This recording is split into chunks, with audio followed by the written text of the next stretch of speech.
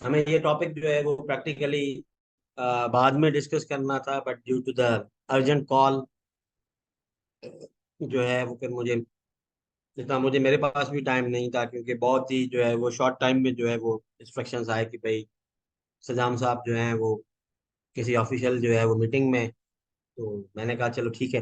अ, तो आज जो अभी जो हम लेक्चर डिस्कस करने जा रहे हैं वो है इंटीग्रेटेड न्यूट्रिएंट मैनेजमेंट, और ये न्यूट्रिशन से रिलेटेड था, तो मैंने कहा चलो इसको मैं यहाँ पर कवर कर लेता हूँ, वरना आप लोग फिर एंड में जो है हो सकता है कि भूल जाए। ठीक है। सो इंटीग्रेटेड न्यूट्रिएंट मैनेजमेंट क्या होती है, इसका शॉर्ट फॉर्म है INM। ठीक है, कभी कभार ये इसको लोग कहते हैं integrated plant nutrient management system, IPNMS। दोनों एक चीज है। इंटीग्रेटेड न्यूट्रिएंट मैनेजमेंट है वो भी ठीक है, integrated plant nutrient management system है वो भी ठीक है। दोनों का जो है वो एक ही मकसद है। ठीक है, इसमें कोई इतनी जो है वो आ, ढकी चुकी जो है वो बातें नहीं है। अब इंटीग्रेटेड न्यूट्रिएंट मैनेजमेंट क्या होता है? ठीक है, अगर आप इस तस्वीर को देखें जो आपको नजर आ रही है, तो इसमें आप देखें कि INM बीच में लिखा हुआ है, इंटीग्रेटेड न्यूट्रिएंट मैनेजमेंट, और इसको मुख्तलिफ एरोज के साथ जो है वो बांटा गया है। ठीक है, सबसे पहले इसमें भाई ग्रीन मैन्योर्स आते हैं, देन इसमें आता है crop residues and organic waste, then इसका एरो एक जा रहा है सिंथेटिक फर्ट, यानी कि ये सारी जो सिंथेटिक फर्टिलाइजर्स हैं, देन क्रॉप रोटेशन और इंटर क्रॉपिंग की बात की जाती है, देन बायो फर्टिलाइजर्स आते हैं, एंड देन ऑर्गेनिक मैन्योर्स आते हैं। ठीक है, तो इंटीग्रेटेड न्यूट्रिएंट मैनेजमेंट है क्या? इंटीग्रेटेड का मतलब है दो चीजों को आपस में कंबाइन करना। ठीक है, इंटीग्रेट करना, उनको मिक्सअप करना। ठीक है, तो न्यूट्रिएंट मैनेजमेंट से मुराद ये है कि भाई न्यूट्रिएंट की मैनेजमेंट को मुख्तलिफ चीजों को मिक्स करके जो है वो तकमील में लाना। सो इंटीग्रेटेड न्यूट्रिएंट मैनेजमेंट का जो मकसद है वो यही होता है कि भाई आप कंबाइंड एप्लीकेशन करें। ठीक है, जो है वो मिनरल फर्टिलाइजर्स की और ऑर्गेनिक मैन्योर्स की। ठीक है, अब आप कहेंगे सर ये मिनरल फर्टिलाइजर्स क्या हैं? तो मिनरल, इनऑर्गेनिक, सिंथेटिक, केमिकल एक ही चीज है। ठीक है, तो इंटीग्रेटेड न्यूट्रिएंट मैनेजमेंट का जो मेजर टारगेट है या मकसद है वो यही है कि आप कंबाइंड एप्लीकेशन करें केमिकल फर्टिलाइजर्स की और ऑर्गेनिक फर्टिलाइजर्स की। ठीक है, ऑर्गेनिक मैन्योर्स कहें या फर्टिलाइजर्स कहें। आमतौर पर अगर हम अपनी नेचुरल प्रैक्टिस देखें तो बहुत कम अमाउंट में हमारे पास सॉरी ऐसे फार्मर्स हैं जो क्या करते हैं कि हर साल जब उनकी फसल उतर जाती है, एट द एंड जब उसको जो ब्रेक पीरियड देते हैं या फेलो पीरियड होता है उनका, तो उसमें वो क्या करते हैं कि फार्म यार्ड मैन्योर या ऑर्गेनिक मैन्योर यूज करते हैं। लेकिन कुछ लोग ऐसे हैं जो ऑर्गेनिक मैन्योर्स की तरफ ध्यान ही नहीं देते। अब जब आप ऑर्गेनिक मैन्योर्स की तरफ ध्यान ही नहीं देंगे या उनकी तरफ सोचेंगे नहीं, तो फिर आपकी सॉइल के अंदर ऑर्गेनिक मैटर कहाँ से आएगा? इसका मतलब ये है कि पैदावार तो आपको मिल रही है मिनरल फर्टिलाइजर्स की जो है वो तरफ से, लेकिन आपको जो है वो आपकी ना सॉइल की हेल्थ इंप्रूव हो रही है, ना उसकी जो ऑर्गेनिक मैटर कंटेंट इंप्रूव हो रहा है, ना ही कोई जो है वो दूसरी चीज हो रही है। अब इंटीग्रेटेड न्यूट्रिएंट मैनेजमेंट क्यों की जाती है? इंटीग्रेटेड न्यूट्रिएंट मैनेजमेंट इसीलिए की जाती है कि भाई जो मुख्तलिफ अवेलेबल रिसोर्सेज हैं प्लांट न्यूट्रिएंट्स के, उनको इंटीग्रेट करके कंबाइन करके जो है वो यूज किया जाए, ताकि क्रॉप्स की जो न्यूट्रिशनल रिक्वायरमेंट्स हैं उनको पूरा किया जा सके। मिसाल के तौर पे आपको 100 kg नाइट्रोजन इस्तेमाल करनी है, आपके प्लांट को देनी है, तो आप क्या करें? आप इसका कोई ऐसा रेशो बनाएं, बैलेंस बनाएं कि 50% आपका मिनरल फर्टिलाइजर से आए, 50% आपका ऑर्गेनिक फर्टिलाइजर से आए। तो ये जब आप ऑर्गेनिक और मिनरल को कंबाइन करके अप्लाई करते हैं, इसका इसको हम कहते हैं इंटीग्रेटेड न्यूट्रिएंट मैनेजमेंट। ठीक है, अब मिनरल फर्टिलाइजर्स जो हैं, अगर आप वो सिर्फ डालते रहेंगे तो आपकी सॉइल की हेल्थ तो बढ़नी नहीं है। तो इसी वजह से हम ये एक टेक्निक है या एक प्रैक्टिस है, बेसिकली ये एक प्रैक्टिस है। ठीक है, तो इसमें क्या करते हैं, इसमें हम ये सजेस्ट करते हैं फार्मर्स को कि भाई आप केमिकल के साथ ऑर्गेनिक भी इस्तेमाल करें, फिर जितनी परसेंट आप कर सकते हैं उतना करें, लेकिन आप जरूर करें ताकि जो पौधे की न्यूट्रिशनल रिक्वायरमेंट्स हैं वो दोनों तरीकों से पूरी की जाए। हम आजकल जो कर रहे हैं नॉर्मल प्रैक्टिस, वो सिर्फ केमिकल फर्टिलाइजर्स के थ्रू कर रहे हैं। अब इसका फायदा क्या है, क्यों ये लोगों ने जो है वो आपको जो है वो आके इसके पीछे भगा के लगा दिया है कि भाई इंटीग्रेटेड न्यूट्रिएंट मैनेजमेंट का जो सबसे बड़ा फायदा है वो है सॉइल की हेल्थ। देखें, अगर आप 100% मिनरल फर्टिलाइजर यूज करते हैं तो इसका मतलब ये है कि आप जमीन की सेहत के लिए कुछ नहीं कर रहे। अगर आप उस 100 को 70 कर लेते हैं और 30% आप ऑर्गेनिक को ले आते हैं तो इसका मतलब ये है कि आप थोड़ा कुछ तो जमीन की सेहत का ख्याल कर रहे हैं।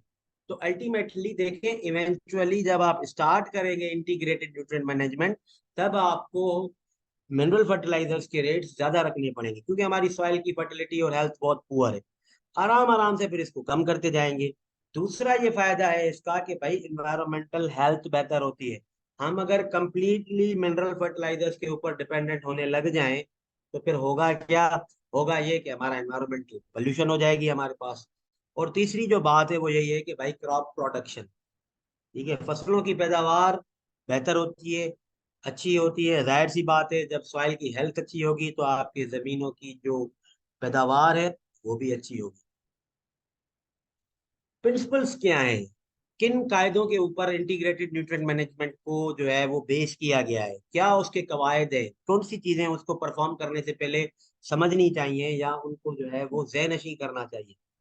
पहला प्रिंसिपल, ठीक है, पहला प्रिंसिपल ये है कि भाई जो क्रॉप्स न्यूट्रिएंट्स को रिमूव कर रहे हैं उनको वापस सॉइल में डाला जाए। पहली जो चीज है जिसकी वजह से इंटीग्रेटेड न्यूट्रिएंट मैनेजमेंट की जाती है वो यही है कि भाई जो न्यूट्रिएंट्स क्रॉप्स ने जमीन से रिमूव किए हैं उनको वापस सॉइल के अंदर जो है वो डाला जाए।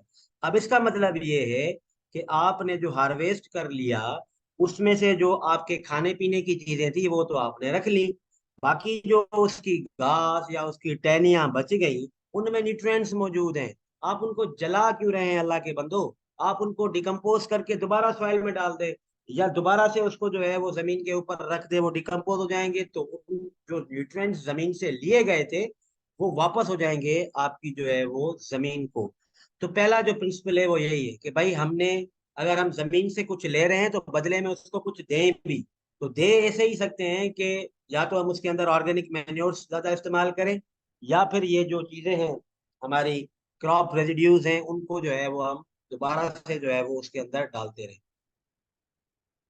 सॉइल की फिजिकल कंडीशंस को बेहतर करना है और उनको कंटिन्यूअसली जो है वो अपग्रेड करना है। अब जब तक आप ऑर्गेनिक फर्टिलाइजर्स को सिस्टम में इंट्रोड्यूस नहीं कर पाएंगे आपको यील्ड के अलावा कोई चीज नहीं मिलेगी। इसीलिए हम सॉइल की हेल्थ को बेहतर करने के लिए ये भी मद्देनजर रख रहे हैं कि भाई इंटीग्रेटेड न्यूट्रिएंट मैनेजमेंट की जाए। Degradation of land occurring due to the soil erosion must be controlled, ये भी एक जो है वो कंपोनेंट है। सॉइल क्वालिटी को बेहतर बनाना है with respect to soil salinity, sodicity, water logging, toxic elements buildup, इनको जो है वो मिनिमाइज करना है आपने। तो इसीलिए ही तो हम ये यूज कर रहे हैं। अगर हम जो है वो सॉइल सैलिनिटी को कंट्रोल नहीं कर पाए, सोडिसिटी भी नहीं की, वाटर लॉगिंग भी नहीं की, तो फिर क्या करेंगे। टॉक्सिक एलिमेंट्स तो वैसे भी हमारे यहाँ पॉल्यूशन बहुत ज्यादा है।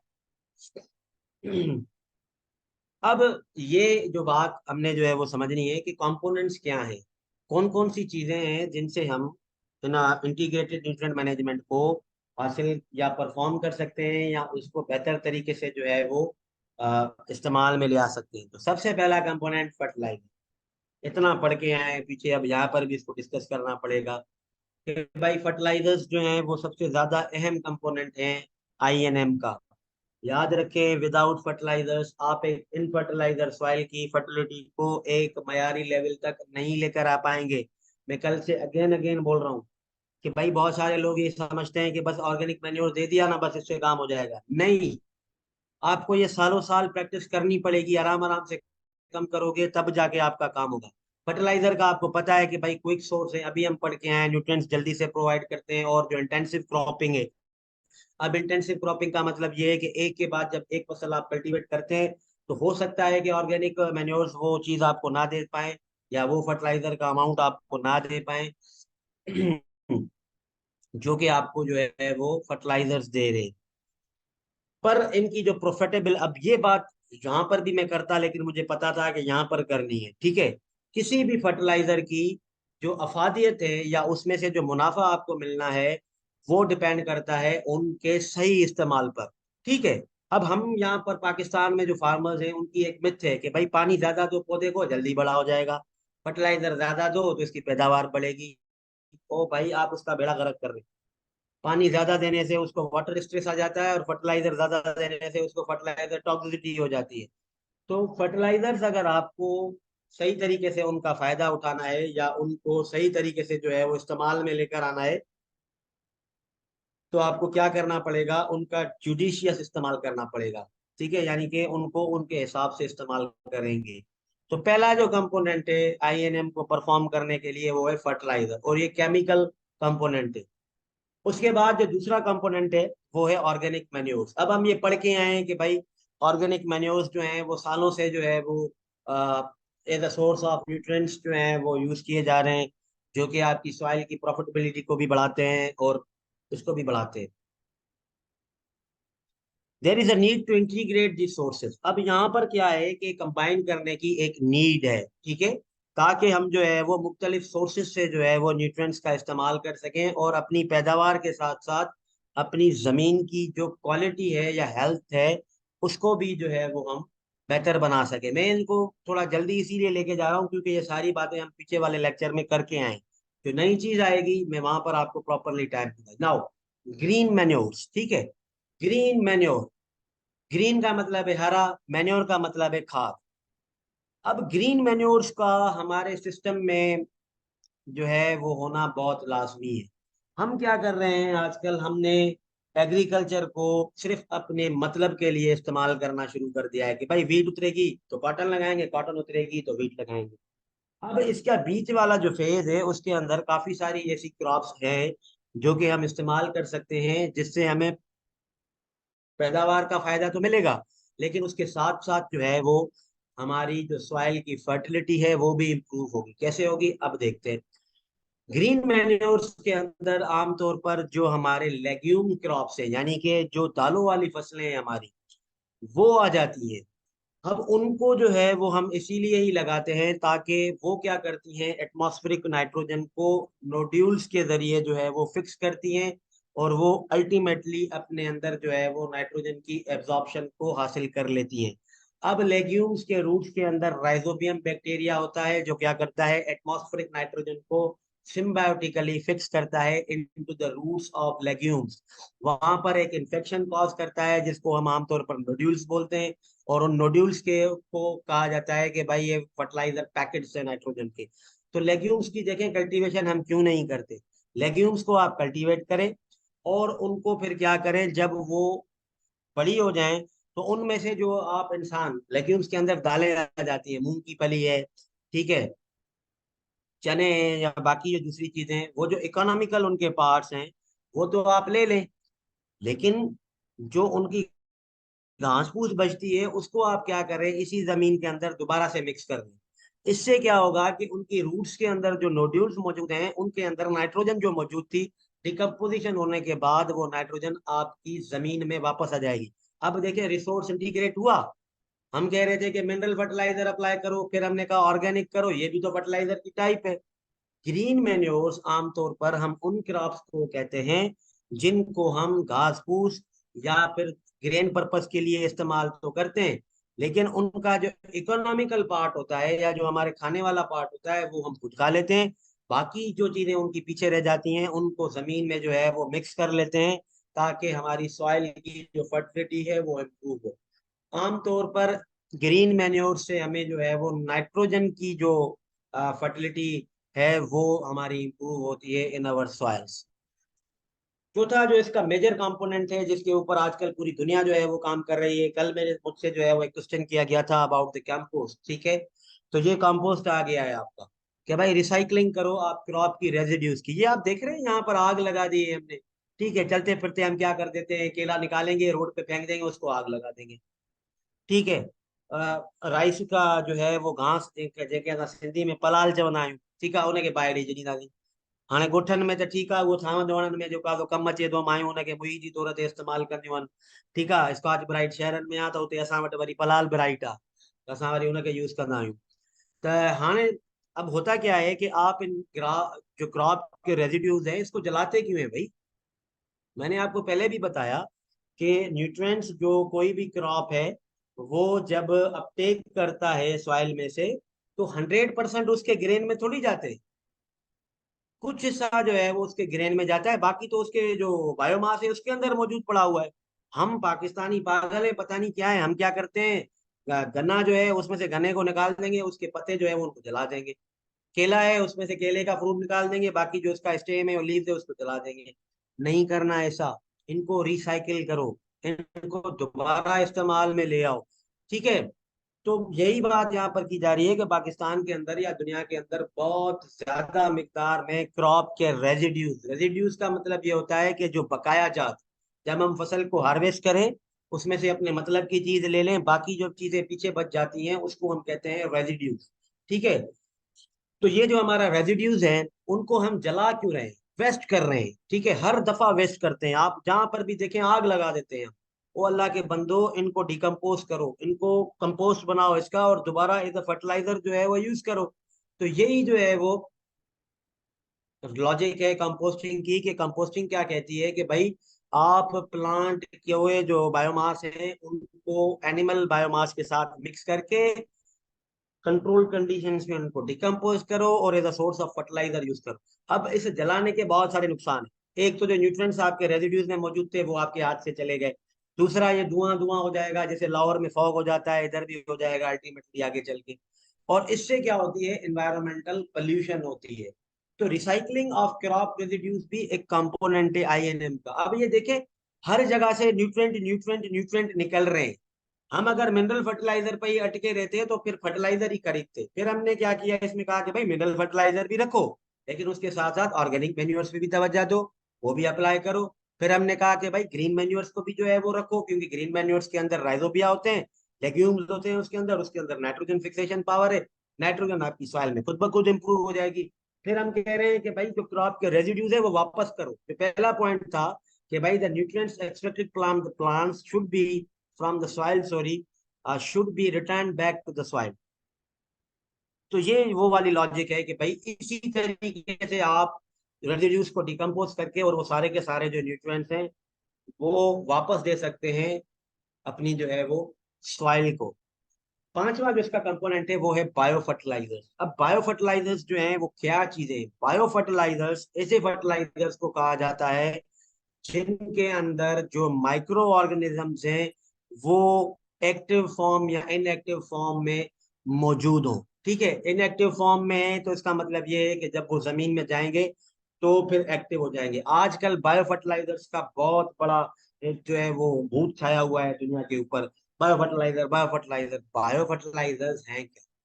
बायो फर्टिलाइजर्स उन मटेरियल्स का नाम है जिनके अंदर या तो जिंदा या फिर लेटेंट, लेटेंट का मतलब है इनएक्टिव, नींद में सोए हुए माइक्रो ऑर्गेनिजम्स हैं। जैसे बैक्टीरिया हो गया, राइजोबियम यहाँ पर भी है। अब ये तो कुदरती मिलता है उन जमीनों के अंदर जहां पर आप लेग्यूम्स को कल्टीवेट करते हैं, लेकिन साइंसदानों ने क्या किया, इसकी स्ट्रेन्स को आइडेंटिफाई किया जमीन के अंदर, फिर इसका कॉलोनी कल्चर किया लैब के अंदर। अब इनके पास इसकी बहुत सारी जो है वो नंबर ऑफ जो है वो कॉलोनीज मौजूद है। फिर ये क्या करते हैं, फर्टिलाइजर्स के अंदर इनकी एडिशन कर लेते हैं और इनको as a bio fertiliser sold किया जाता है। मार्केट में से बहुत सारे फर्टिलाइजर हैं जिनको हम कहते हैं बायो एक्टिवेटेड फर्टिलाइजर या फिर माइक्रोबियल एक्टिवेटेड फर्टिलाइजर। ये आजकल की नई साइंस है, आजकल चल रही है। बायो फर्टिलाइजर और कुछ नहीं है, वो फर्टिलाइजर, अब वो ऑर्गेनिक भी हो सकता है इनऑर्गेनिक भी हो सकता है, ये याद रखें। बायो फर्टिलाइजर ऐसा नहीं है कि सिर्फ ऑर्गेनिक होगा। हम जब कंपोस्ट भी बनाते हैं तो हम भी क्या करते हैं, उसके अंदर जो है वो ईएम टेक्नोलॉजी का यूज करते हैं, जिसका मतलब है इफेक्टिव माइक्रो ऑर्गेनिजम्स। तो वो जब हम उसके अंदर यूज करते हैं तो वो अल्टीमेटली उसका हिस्सा होते हैं, और फिर जब हम जमीन में उसको यूज करते हैं तो जमीन के अंदर वाला भी जो ऑर्गेनिक मैटर है उसको भी डिकम्पोज करने में वो हेल्प करते हैं। तो ये हैं आपके बायो फर्टिलाइजर। बायो फर्टिलाइजर करते क्या है, बायो फर्टिलाइजर्स एटमॉस्फेयर से नाइट्रोजन को फिक्स करते हैं। ठीक है, वो नाइट्रोजन जो कि आमतौर पर प्लांट खुद से एनवायरनमेंट से नहीं ले सकता, ये माइक्रोब्स या क्या करते हैं, उनको अल्लाह ताला ने इतनी सलाहियत दी है कि वो एटमॉस्फेयर में जब सांस लेते हैं तो वो एयर से नाइट्रोजन एक्यूमुलेट कर देते हैं अपनी बॉडी के अंदर। फिर वो क्या करते हैं, या तो वो सिम्बायोटिकली जो है वो फिक्स करेंगे प्लांट की रूट्स के अंदर, या फिर वो क्या करते हैं उसको रखेंगे अपनी बॉडी के अंदर। जब वो माइक्रो ऑर्गेनिज्म मर जाएगा या डेथ हो जाएगी उसकी, तो उसके अंदर जो मौजूद नाइट्रोजन है वो डिकम्पोजिशन के बाद आपके सिस्टम में, सॉइल सिस्टम में या राइजोस्फीयर में आ जाती है। दूसरा काम ये क्या करते हैं, सोल्यूबलाइज या मोबिलाइज करते हैं फास्फोरस को। मैंने पिछली एक बात की थी कि भाई फास्फोरस की जो है वो इमोबिलाइजेशन हो जाती है या उसकी फिक्सेशन हो जाती है। हमारे पास ऐसे भी माइक्रोबियल स्पीशीज हैं या माइक्रोब्स के स्ट्रेंड्स हैं जो क्या करते हैं, आपके मोबिल इमोबिलाइज्ड पी को मोबिलाइज फॉर्म में ले आते हैं ताकि आपके प्लांट्स को उनकी अवेलेबिलिटी जो है वो बढ़ जाए। उसके बाद ये क्या करते हैं, फॉर्म वेस्ट को जो है वो डिकम्पोज करते हैं, और अल्टीमेटली ये क्या करेंगे, आपकी सॉइल फर्टिलिटी और क्रॉप की प्रोडक्टिविटी को जो है वो बढ़ाएंगे। जो छठा जो कंपोनेंट है, इसका लास्ट कंपोनेंट है, वो यही है कि भाई रिसोर्सेज की इंटीग्रेशन करो। रिसोर्सेज की इंटीग्रेशन का मतलब ये है कि भाई जो एक जगह पर प्रोड्यूस होने वाला कोई मटेरियल है उसको आप वहीं पर ही जो है वो कोशिश करो कि लगाओ। अब मिसाल के तौर पे बनाना का जो है वो मैं एक कॉमन एग्जांपल लेता हूँ कि भाई बनाना की जब हार्वेस्टिंग की जाती है तो फिर उसको क्या किया जाता है कि बाहर निकाल दिया जाता है। अब उनके स्टेम्स को अगर आप डिकम्पोज करके वहीं पर ही डालेंगे तो ये रिसोर्स इंटीग्रेशन हो जाएगी। अब ये देखें, synthetic fertilisers feed the plant, ये सिर्फ क्या करते हैं, पौधे को न्यूट्रिएंट्स प्रोवाइड करते हैं। ये प्लांट के न्यूट्रिएंट्स आए और यहाँ से पौधे को चले गए, ठीक है। ऑर्गेनिक फर्टिलाइजर्स क्या कर रहे हैं, feed the soil, organic matter भी बढ़ाएंगे, सॉइल में न्यूट्रिएंट्स भी बढ़ाएंगे, माइक्रो ऑर्गेनिजम्स को भी बढ़ाएंगे, और फिर अल्टीमेटली एट द एंड ये प्लांट के न्यूट्रिएंट्स रिलीज करेंगे जो कि प्लांट को मिलेंगे। इसका मतलब होता है कि भाई ये इनकी रिसोर्स की इंटीग्रेशन किया जाए। एक फॉर्म के ऊपर या एक जगह के ऊपर अगर आपके पास एनिमल्स भी हैं, आपके पास एग्रीकल्चर भी है, तो आप एनिमल्स के वेस्ट को जलाओ नहीं, फेंको नहीं, उसको उसी जगह पर लगा दो जैसे इनकी इंटीग्रेशन हो जाए, ताकि केमिकल और ऑर्गेनिक फॉर्म्स को जो है वो इंटीग्रेट किया जाए। इसका मतलब है रिसोर्सेज इंटीग्रेशन। जितने अवेलेबल रिसोर्सेज प्लांट न्यूट्रिशन के हवाले से एक फॉर्म पर मौजूद हैं उन सब का इकट्ठा इस्तेमाल करो ताकि आपकी पैदावार बढ़े। एडवांटेजेस क्या होते हैं, सबसे पहले एडवांटेज ये है कि भाई ये फूड की प्रोडक्शन को बेहतर बनाता है, फूड की क्वालिटी को इम्प्रूव करता है। फर्टिलाइजर्स का अगर कम इस्तेमाल होगा तो एनवायरमेंटल पोल्यूशन भी बेहतर होगी, और सोशल सस्टेनेबिलिटी आएगी फार्मिंग सिस्टम्स की, आपके जो फार्मिंग सिस्टम्स है वो पायदार बन जाएंगे। प्रोडक्ट फार्मर्स के जो टेक्निकल स्किल्स हैं एंड डिसीजन मेकिंग है वो उसको भी बढ़ाता है। अब ये पॉइंट थोड़ा समझने वाला है। पहले देखें, फार्मर को ये पता ही नहीं था, वो यूरिया लेकर आता था डाल देता था।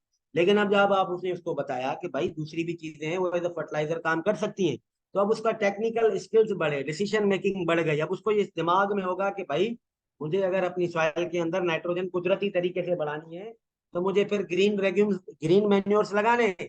वो फिर कब लगाने, कैसे लगाने, कितने अमाउंट में लगाने।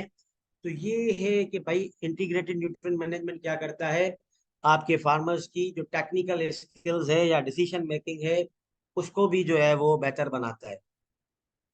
उसके बाद एग्रीकल्चर इंटेंसिफिकेशन को इसने प्रमोट किया। पहले जो एग्रीकल्चर बहुत थोड़े मिकदार में हो रहा था, अब ये उसको प्रमोट कर रहा है, डाइवर्सिटी क्रिएट कर रहा है। डाइवर्सिटी का मतलब ये है कि चेंज आ रहा है, बहुत सारी चीजें अब फॉर्म के ऊपर आ रही हैं। पहले अकेला फर्टिलाइजर था, अब बायो फर्टिलाइजर भी आ गया, रेसिड्यूज भी आ गए, ऑर्गेनिक भी आ गए, ठीक है, ग्रीन मैन्योर्स भी आ गए, तो डाइवर्सिटी भी आ गई।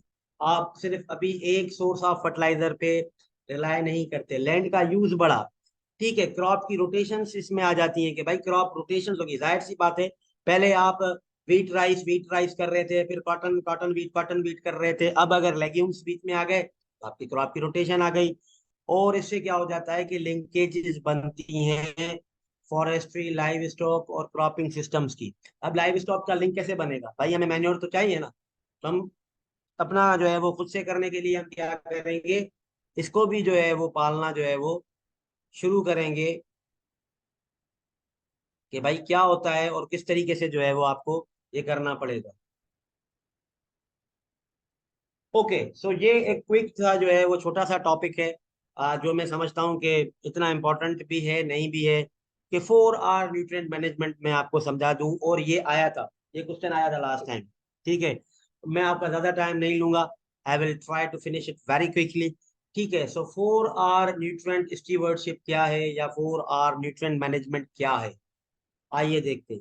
4R न्यूट्रिएंट मैनेजमेंट एक ऐसा इंटरनेशनली रिकॉग्नाइज्ड जो है वो प्रोग्राम है, या एक टेक्निक है, जो ये के करता है कि भाई प्लांट के जो न्यूट्रिएंट्स हैं उनको बेहतर तरीके से मैनेज किया जाए।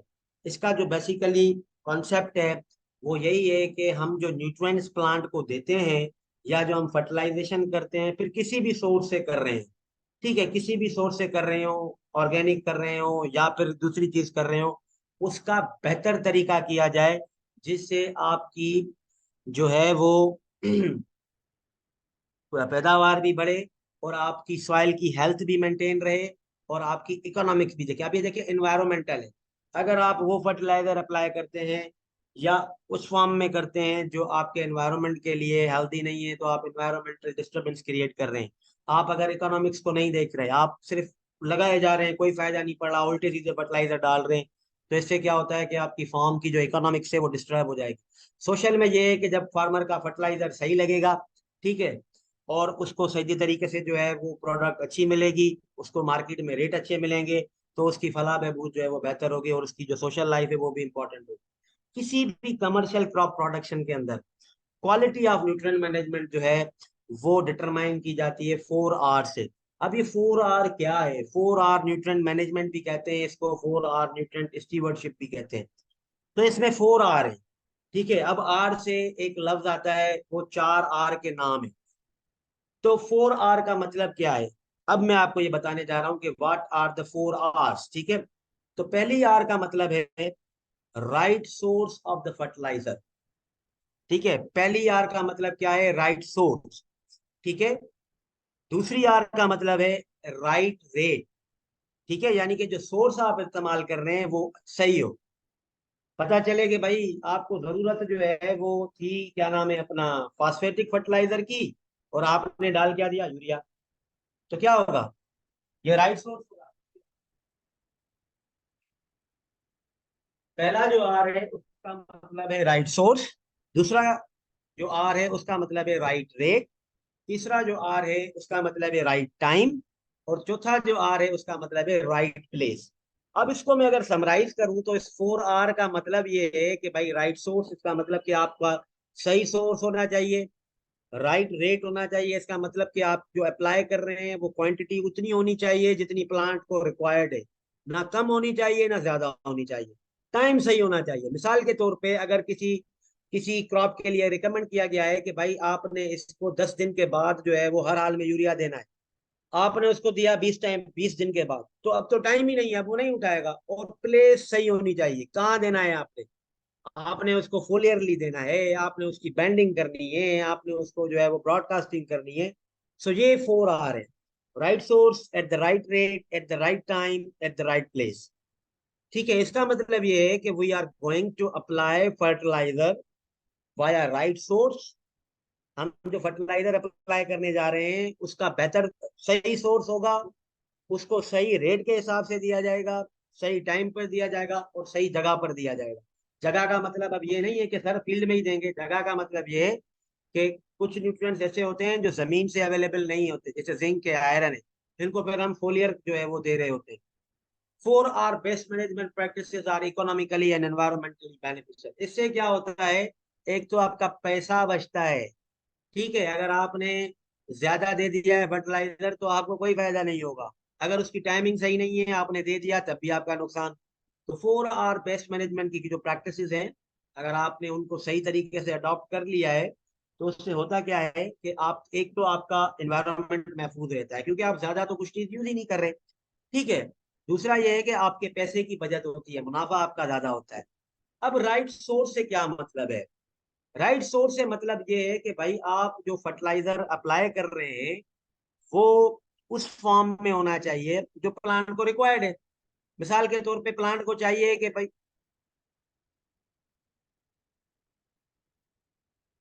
अब एक मिसाल है कि भाई, मिसाल में के तौर पे आप कहें कि भाई प्लांट को चाहिए जो है वो फास्फोरस, आप उसको दे रहे हैं एसओपी। भाई मैं एसओपी दे रहा हूँ, अरे बाबा ये राइट सोर्स नहीं है। जो उसका राइट सोर्स है आप उसके ऊपर ही जो है वो उसको रखें, और उसी के ऊपर ही जो है वो उसको जो है वो रहने दें। तो इसको हम कहते हैं राइट सोर्स। अब राइट सोर्स जो है वो पता करने के लिए हमें क्या करना पड़ेगा, ये करना पड़ेगा कि भाई फर्टिलाइजर के अंदर जो न्यूट्रिएंट्स हैं वो जल्दी प्लांट को मिल जाते हैं या उनकी डिलेड अपटेक होती है, पहली बात। दूसरी बात ये है कि भाई किस फर्टिलाइजर का कॉम्बिनेशन किसके साथ बेस्ट रहता है। ठीक है। तीसरी बात ये है कि भाई न्यूट्रिएंट्स जो हैं वो जमीन के अंदर ऑलरेडी कितने अवेलेबल हैं। तो तीन चीजें तो आपकी ये हो गई। तो राइट सोर्स का मतलब ये है कि भाई आप फर्टिलाइजर के हिसाब से दें। मिसाल के तौर पे मैंने कल आपको ये बताया था कि भाई एसओपी और एमओपी, ठीक है, म्यूरेट ऑफ पोटाश और सल्फेट ऑफ पोटाश दो सोर्सेज हैं। ठीक है। अब दोनों पोटेशियम दे रहे हैं। अब आप कह रहे हैं कि सर मैं तो एमओपी दूंगा। भाई आप दे दें एमओपी। आपकी जमीन में ऑलरेडी क्लोराइड बहुत ज्यादा है, और ऊपर से आप ये कहें कि हम एमओपी देंगे, तो इसमें नुकसान किसका है। इसमें नुकसान अल्टीमेटली जो है वो फिर आपका ही है। ठीक है।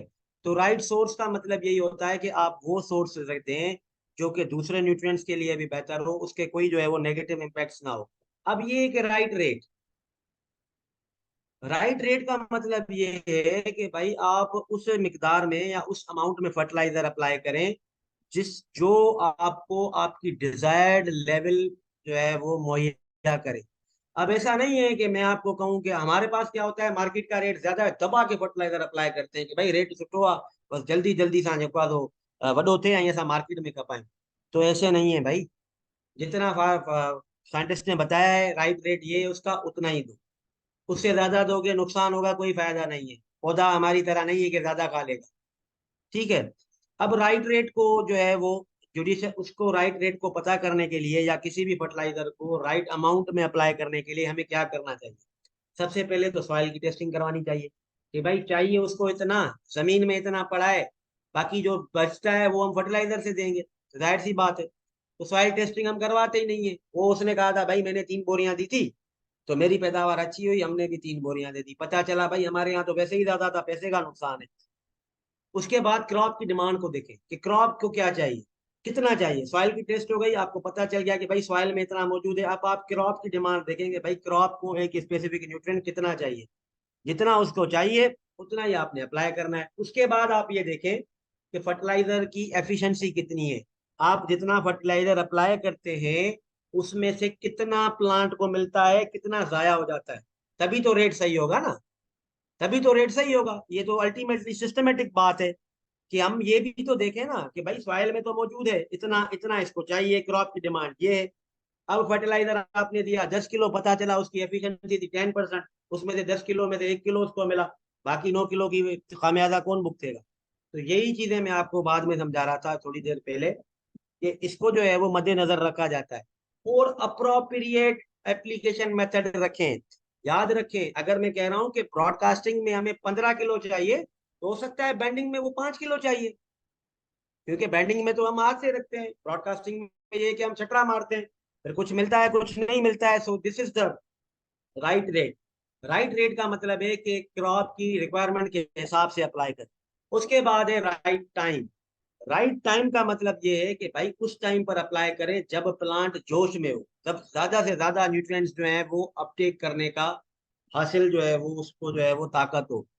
प्लान करें कि भाई इस फेज के दौरान, देखिए साइंटिस्ट को पता होता है कि भाई इस फेज के दौरान प्लांट की जो न्यूट्रिएंट रिक्वायरमेंट है वो बहुत ज्यादा है। आपने जो है वो अ, बीज लगाते हुए एक दिन पहले फर्टिलाइजर दिया और सो गए कि भाई मैंने दे दिया था, तो ये ऐसे कैसे काम चलेगा भाई, ऐसे तो काम ही नहीं चलेगा। तो ये वाला जो प्रॉब्लम है वो यही है कि भाई जिस वक्त किसी भी फर्टिलाइजर क्रॉप को फर्टिलाइजर की सबसे ज्यादा रिक्वायरमेंट हो, आप उसी वक्त जो है वो इसको जो है वो अप्लाई करें, वरना आपका फर्टिलाइजर किसी काम का नहीं है। और क्रॉप की डिमांड को देखें कि भाई इसको वेजिटेटिव फेज में ज्यादा मिलता है तो वेजिटेटिव फेज में ज्यादा दें, और अगर इसको रिप्रोडक्टिव फेज में ज्यादा मिल रिक्वायर्ड है तो रिक्वायर्ड सॉरी रिप्रोडक्टिव फेज में ज्यादा दें। वेदर को भी रखना है। आपने फर्टिलाइजर अप्लाई किया, ऊपर से बारिश हो गई, गया आपका फर्टिलाइजर।